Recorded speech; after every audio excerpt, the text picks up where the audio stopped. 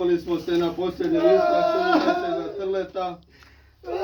Želim iskazati saočešće obitelji, prijateljima, ožalošćenima.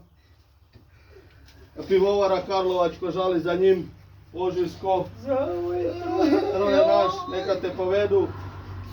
Anđeli na posljednji počinak. Počivao u miru Božjem. Amen. Aleluja. Aleluja. Malo zemlje. Bacite zemlje.